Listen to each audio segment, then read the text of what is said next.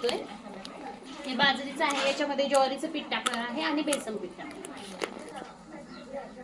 हे घेतले आपण बाजरीचं पीठ.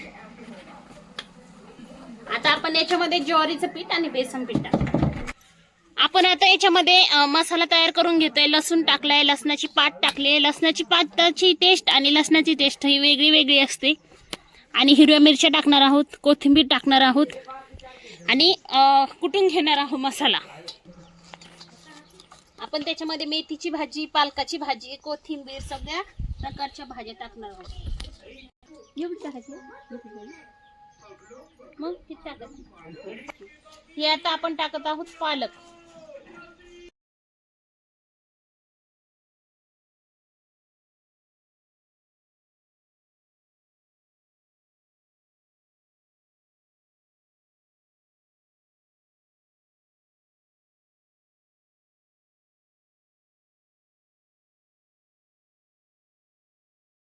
आता आपण ज्वारीचं पीठ घेतलेलं आहे. आता याच्यात बेसन पीठ टाकणार आहोत.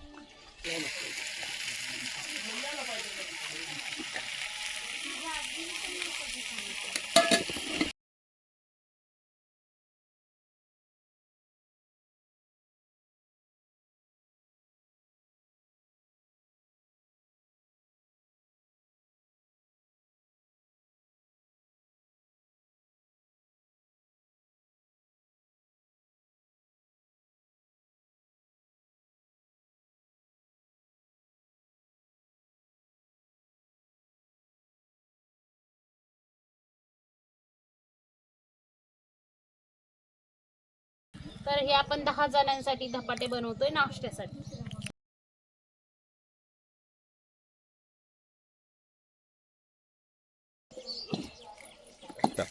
आपल्याला सगळ्यात अगोदर कॉटनचा कपडा घ्यायचा आहे. त्याला पाणी लावायचंय, थोडंसं तेल लावायचंय आणि नंतर त्याला असं गोळ्या घ्यायचंय उंड्याचं.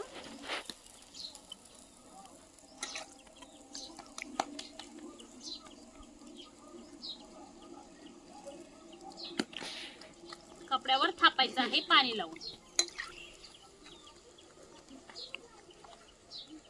मिश्र पिठाची धपाटे खूप छान लागतात. सर्व प्रकारच्या आपण भाज्या मिक्स केलाय, कांदा मिक्स केलाय.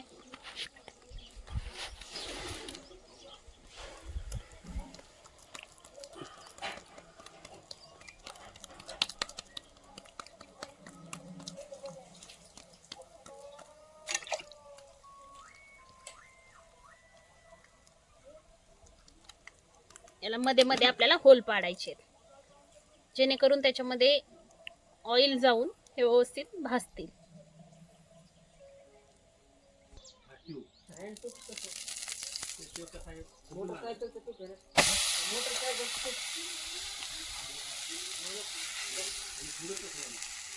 चुलीवरचे जे धपाटे असतात त्याची चव वेगळीच असते आणि खूप छान लागतात.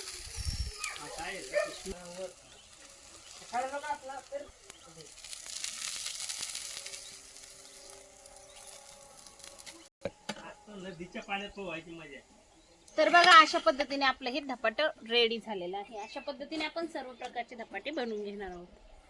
हे झाले आपले धपाटे रेडी आणि आपण त्यासोबत दही आणि केलेले आहे तुरीच्या सोल्याची चटणी.